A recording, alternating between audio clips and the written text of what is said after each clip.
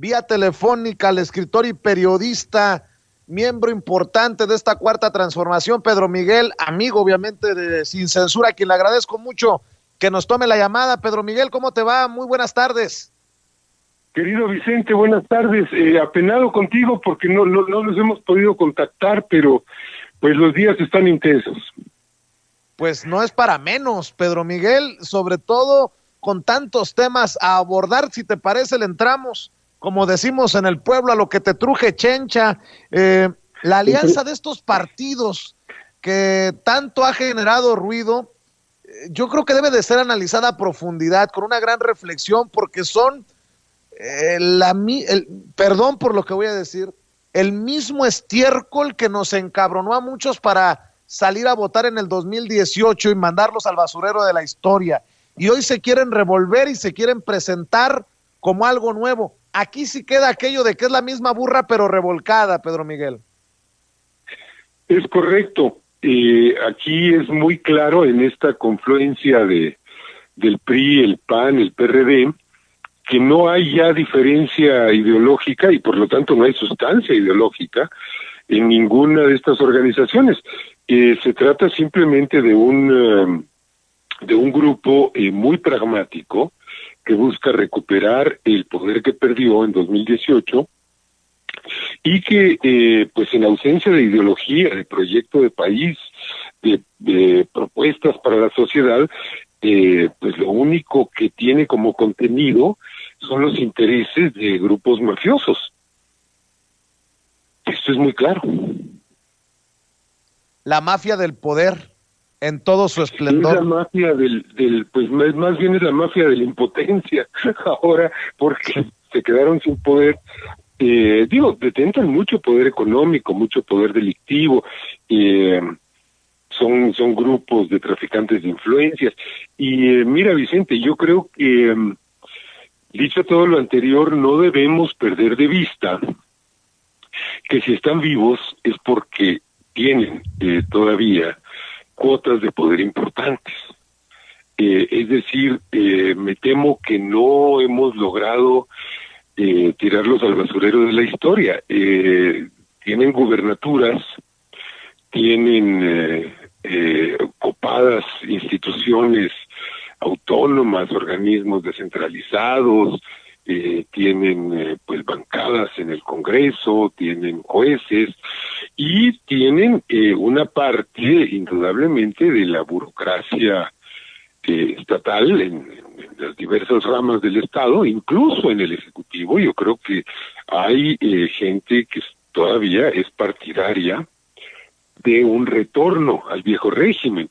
Si no, no se podría explicar la persistencia de estas fuerzas. Las elecciones del año entrante dirán si esta apreciación es acertada o si está equivocada, porque si está equivocada tendrían que desaparecer como fuerzas políticas. Pero yo me temo que no necesariamente van a desaparecer, o no todas. Creo que van a persistir porque, te digo, representan a grupos que están vivos, que están actuando y que resisten a la Cuarta Transformación. Si bien no hay una articulación muy bien lograda entre esos grupos y estos partidos como brazos políticos, pues lo cierto es que llevan 2 años haciendo una intensa negociación para lograr una armonía para ser representados por estos partidos. Claudio X González es un ejemplo muy claro, esta cosa de Sí por México, creo que se llama, que es esta cosa que inventó el dueño de la Coparmex, ¿no? Gustavo de Hoyos. Sí. Entonces, creo que no se les debe subestimar, creo que se debe hacer una intensa concientización sobre lo que son, sobre lo que representan, y sobre el hecho de que si van unidos el año entrante, pues entonces va a ser de nuevo una elección de referéndum. Va a ser de nuevo un referéndum entre la restauración conservadora, neoliberal, oligárquica y corrupta, o seguir en la 4T y pues de lo que se llegue en resultados, veremos un fortalecimiento y una radicalización de la 4T, o bien un freno a la 4T para los siguientes 3 años del gobierno de Andrés Manuel. Creo que este es más o menos el panorama. Fíjate que escuchaba a panistas como Kenia López Rabadán emocionarse, celebrar que haya esta alianza para tumbar a Morena, para hacerle frente a la aplanadora llamada Andrés Manuel López Obrador. Escuchaba a Alito Moreno en una entrevista con Salvador García Soto en El Heraldo decir que la gente ya está harta que hablemos del pasado descarado, hijo de, ya sabes, de María Morales. Y bueno, sí, pues de Chucho el Roto, el presidente nacional del PRD, ni qué decir, pero hay una gran labor que se tiene que hacer, hay una importante labor que se tiene que hacer abajo, porque ellos pueden decir cualquier cosa en medios, arriba, pero es en el pueblo de a pie, abajo, en donde se tiene que alertar del cinismo y del descaro de estos que ya con todo, quitándose las máscaras, también invitan a Felipe Calderón y a Margarita Zavala a sumar. Y Felipe Calderón y Margarita Zavala se ponen los moños y le ponen condiciones al PAN, ¿no? Que les pida perdón de rodillas por haberlos dejado fuera. Es muy gracioso, man. Mira, sí, pero Vicente, yo insisto en que no hay que minimizar el riesgo que esto representa. Mira, en efecto, yo creo que la gran mayoría del pueblo llano está con la Cuarta Transformación. Pero no podemos olvidar que en Hidalgo y en Coahuila, ese pueblo llano una vez más fue sometido y sobornado y desmovilizado y fue carro completo para el PRI.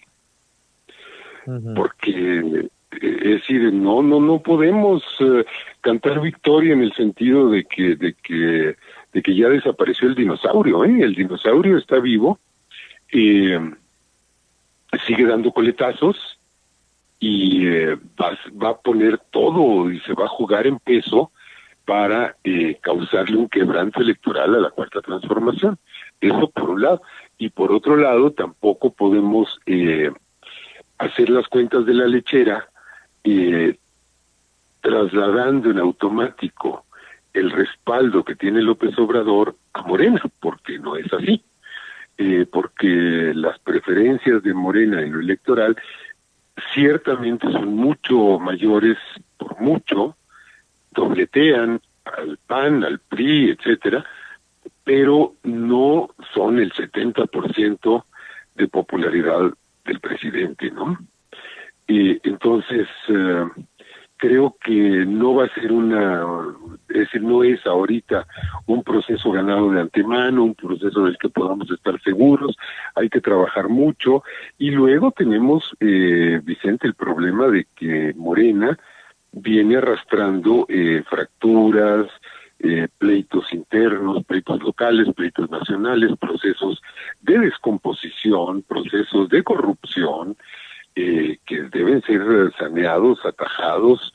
Se requiere un debate de ideas, hay una crisis de ideas en Morena, porque pues la gran coalición y el gran consenso para tumbar al régimen ya no tiene vigencia. Hoy tenemos que pensar en otras cosas, tenemos que pensar en que ya no nos podemos plantear tirar al régimen, pues porque ya lo hicimos.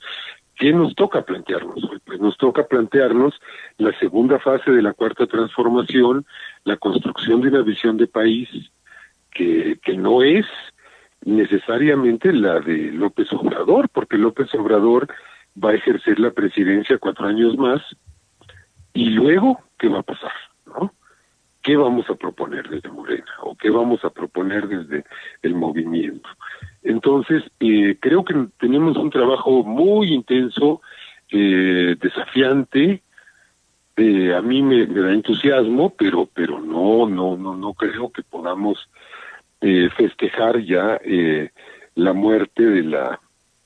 política, quiero decir, ¿no? Porque no se trata de exterminar a nadie ni de eliminar a nadie, sino de neutralizar de manera perdurable la presencia política de una oligarquía conservadora, corrupta, que además hoy en día odia más que nunca lo que representa la 4T, pues porque se siente ofendida, se siente humillada, está afectada en sus intereses económicos por la lucha contra la corrupción, por la lucha contra la evasión fiscal, por el outsourcing, la lucha contra el huachicol, todo esto.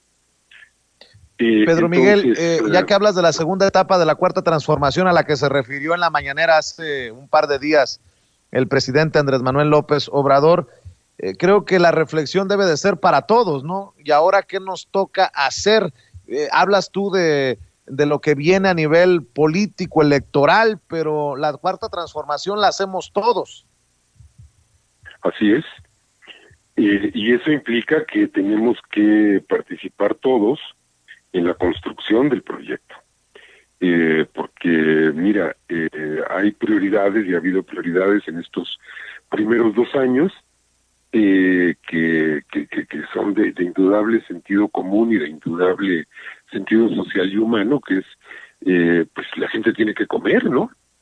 La gente tiene que comer, tiene que haber camas en los hospitales para que la gente se cure con o sin epidemia de COVID, tiene que haber escuelas, no se pueden quedar los niños fuera de la escuela, ni pueden estar tomando clases con los pies en el lodo, ¿no? Son cosas muy elementales, pero muy fundacionales de un país nuevo. Pero ahora tenemos que ver que hay pendientes, que el problema de la violencia está pendiente. Yo creo que hubo un error de cálculo al pensar que los programas sociales darían frutos en este terreno de manera muy rápida, y no, porque la corrupción y la pudrición era mucho más honda de lo que se pensaba. Entonces se tiene que crear una especie de puente entre los resultados a mediano o largo plazo de los programas sociales y la horrible realidad de que la inseguridad, el auge delictivo, etcétera, pues están aquí, están con nosotros, no han desaparecido, no van a desaparecer en el futuro inmediato, y hay que entrarle con una política de Estado que está esbozada, que en sus líneas fundamentales está bien esbozada, es la Estrategia Nacional de Paz, pero que tiene que afinarse y tiene que adaptarse a esta resistencia de los estamentos delictivos, que resultó mucho mayor de lo que esperábamos, posiblemente, Vicente, porque los lazos entre esos estamentos y la oligarquía económica son mucho más intensos, fuertes y vigentes de lo que pensábamos. Esta es una posibilidad que hay que ver, es una posibilidad real que está saliendo a la luz a raíz de todo lo que se ha descubierto en materia de los vínculos del Calderonato con la delincuencia organizada, de los vínculos del Peñato con el lavado de dinero, con la corrupción, etcétera, que nos haría pensar que no siguen manteniendo relaciones de complicidad los exgobernantes recientes con las bandas delictivas, si las mantuvieron durante todos los gobiernos, ¿no? Claro. Por eso muchas personas están al pendiente del caso, por ejemplo, del general Cienfuegos y de Genaro García Luna, ya que mencionamos el prianato, y bueno, uno en la cárcel, otro en libertad. Ayer Mike Vigil, el ex jefe de la DEA, en entrevista con Álvaro Delgado y Alejandro Páez Varela, dejó la víbora chillando, como digo yo, al señalar que Cienfuegos es narco y que hay más pruebas incluso contra Cienfuegos que contra Genaro García Luna, en momentos en que también México pide la extradición, el regreso de García Luna a nuestro país. Dame tu opinión acerca de esta maraña llamada corrupción, y por donde le rasque sale pus. Pues sí, es una maraña. Mira, lo del general Cienfuegos tiene muchas complejidades el asunto. Yo la verdad no sé si el general Cienfuegos está metido en el narco o no. Creo que no nos corresponde a nosotros decidirlo. Ciertamente, si la DEA dice tener pruebas, es probable que las tenga, ¿no? Pues ellos no dan paso sin guarache, esto es claro, y tampoco me imagino a la DEA capturando al general Cienfuegos por una maniobra política, vete a saber de qué índole. No, yo creo que ellos deben tener fundamentos para la acusación, pero fíjate, Vicente, que los tengan no quiere decir que se los van a entregar a la Fiscalía General de la República, porque también existe la posibilidad de que ellos hayan accedido de manera tan ágil a entregar al general Cienfuegos, pues porque no lo querían juzgar. Y si no lo querían juzgar, es posible que tuvieran algo que ocultar, porque no podemos ignorar que la DEA juega en el narcotráfico, no solo para combatirlo, también para alentarlo. Es un juego que va en los dos sentidos. No podemos olvidar que Estados Unidos es el epicentro mundial del narcotráfico. No podemos olvidar que la CIA diseñó las rutas de la cocaína en territorio mexicano en los años 80. No podemos olvidar que alcohol, tabaco y armas de fuego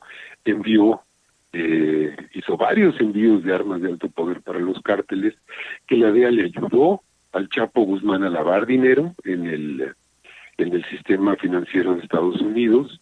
No podemos olvidar que Estados Unidos, el ejército, el Pentágono, organizó el tráfico de heroína desde Vietnam hacia territorio estadounidense, que Wall Street se beneficia con cientos de miles de millones de dólares al año de lavado de dinero, que Estados Unidos es el mayor mercado de drogas del mundo, el mayor consumidor, que siendo una superpotencia militar y tecnológica es de todo punto de vista inverosímil que no puedan controlar los ingresos de droga a su territorio, teniendo drones, satélites, cámaras, rayos láser, perros, guardias, submarinos, lo que tú quieras.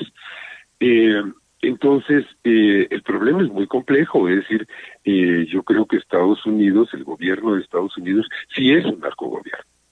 Eso me parece que por donde se le vea, Estados Unidos está más involucrado institucionalmente en el tráfico de drogas de lo que pudo estarlo el México de Felipe Calderón. El México de Felipe Calderón finalmente, a mi modo de ver, era un peón, un alfil en un juego que tenía más niveles, y esos otros niveles están en Washington. Entonces, pues ahí hay muchos imponderables. Por lo que se refiere a García Luna, bueno, es que los señalamientos de estar involucrado en el tráfico de drogas, esos no los hizo Estados Unidos ni los descubrió Estados Unidos. Esos se vienen haciendo en México desde 2007-2008. Entonces, yo ahí dudo menos, digamos, de la participación de García Luna en el envío de drogas a Estados Unidos. Y pues yo pensaría que si el caso no es tan sólido como el de Cienfuegos en Estados Unidos, en México es mucho más sólido. Hay elementos para que sea mucho más sólido, porque, te reitero, las denuncias vienen de mucho tiempo atrás. Estados Unidos extradita a Cienfuegos a petición de México. ¿Quiere esto decir que hay impunidad? Pues no, creo que no. Simplemente creo que hay una defensa de la soberanía y del respeto al debido proceso. Es decir, Cienfuegos es nuestro. Si es delincuente, es nuestro delincuente. Sus delitos se cometieron en México en el pasado reciente. Es un hombre que siempre vivió en México, etcétera. García Luna de alguna manera es un narco de ellos, Vicente. Vive en Estados Unidos desde hace mucho, lo manejaba el Departamento de Seguridad Interior con Michael Chertoff, era un peón de ellos, siempre lo fue. Hizo negocios con ellos, es otra cosa.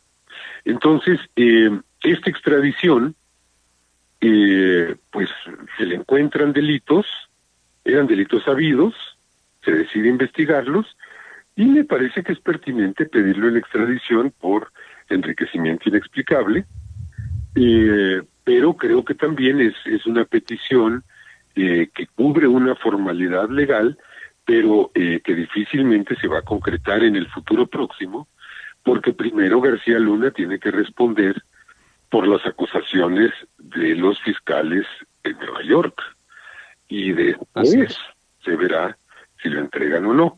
En el caso de Cienfuegos no había todavía una acusación ante el juez formalizada, entonces se aprovechó eso para mandarlo, y pues yo creo que todos esperamos que la Fiscalía General de la República haga un trabajo eficiente para convertir en imputaciones formales tanto lo que reciban de Estados Unidos como lo que se pudiera investigar acá, que eso no lo iban a juzgar allá.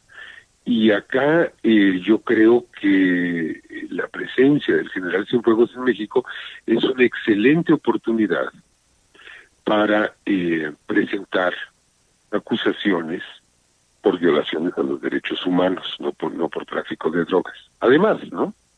Pero creo que el hecho de que el general esté aquí nos da más elementos, por ejemplo, para esclarecer, en definitiva, la participación del ejército o la no participación del ejército en la atrocidad de Iguala. Así es. El 26 de septiembre de 2014. Yo creo que esto es muy positivo, porque bueno, pues el general tendrá que decir, ¿no? Si se hace una imputación o si se hace una averiguación previa, tendrá que decir lo que sabe al respecto, y vamos a poder despejar ese asunto que pues es una lápida, es un peso terrible en la conciencia del país, que clama justicia, y que se han hecho avances, pero que no se ha llegado al esclarecimiento definitivo. Que así sea. ¿Por qué no cerramos con una reflexión sobre el plan de vacunación contra el COVID-19 presentado por el presidente Andrés Manuel López Obrador? Obviamente los odiadores del presidente estarán buscándole el arrocito negro al arroz, pero creo que es muy importante el posicionamiento de México a nivel mundial en plena pandemia. Este mismo mes estarían llegando las primeras dosis que serán aplicadas a los trabajadores de la salud, y creo que justa y merecidamente, y bueno, pues ya nos tocará por cuestión de edad a muchos durante el próximo año, Pedro Miguel. Bueno, pues resulta que sí estamos a nivel de Dinamarca, al menos en cuanto a la preocupación del gobierno por la salud de los habitantes. Así rabien los reaccionarios que han estado todos estos meses pues felices haciendo un juego muy perverso, porque pues están haciendo los cálculos de cuánta gente se va a morir, y mientras más gente se muera, pues mayor es el beneficio político que ellos esperan obtener, ¿no? Y además pues hacen un juego muy malévolo, porque pues sabemos de antemano que se va a seguir muriendo la gente, y entonces hoy te dicen, si el gobierno no cambia de política, mañana va a haber más muertos. No, pues claro que va a haber más muertos, cambie o no de política el gobierno. Que Andrés Manuel se ponga o no cubrebocas, pues va a haber más muertos, porque la pandemia mata. Aquí, en China, en Estados Unidos, en Bélgica, en España, ¿no? Este juego va a persistir.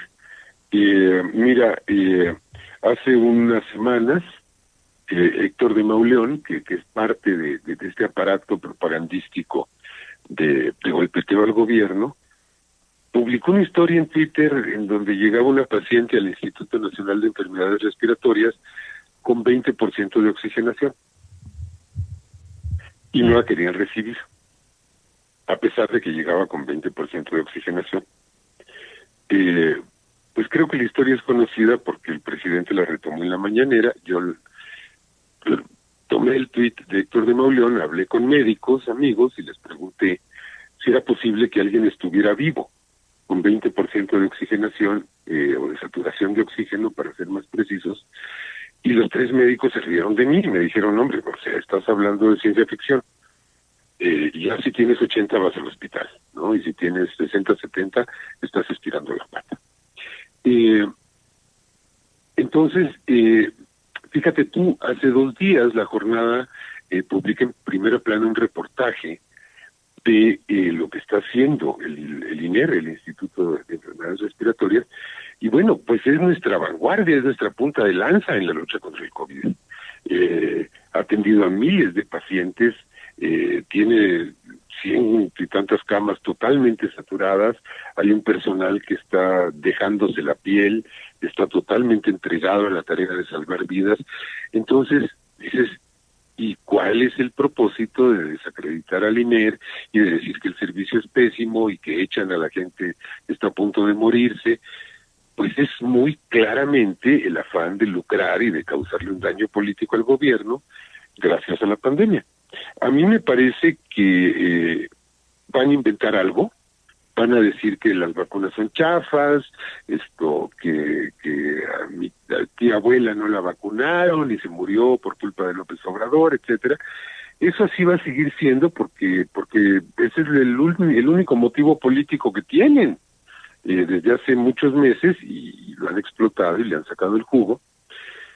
Pero creo que el hecho es conmovedor, o sea, el que hayamos logrado un nivel de atención como el que se ha logrado, una cobertura como la que se ha logrado, cuando nos entregaron el sistema de salud pública en ruinas, pues es una hazaña no solo gubernamental, es una hazaña del cuerpo médico, paramédico, enfermeras, camilleros, afanadores, especialistas, administradores, funcionarios, sociedad.